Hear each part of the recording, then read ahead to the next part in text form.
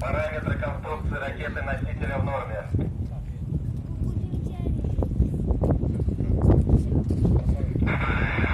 Ангаж, рыскание, вращение в норме.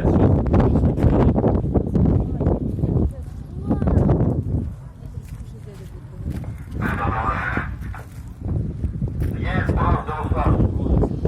Есть выключение двигателей боковых блоков. Есть отделение боковых блоков.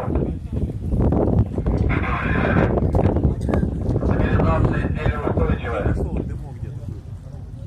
Побольше дымок. Отделение боковых. Параметры конструкции ракеты-носителя в норме.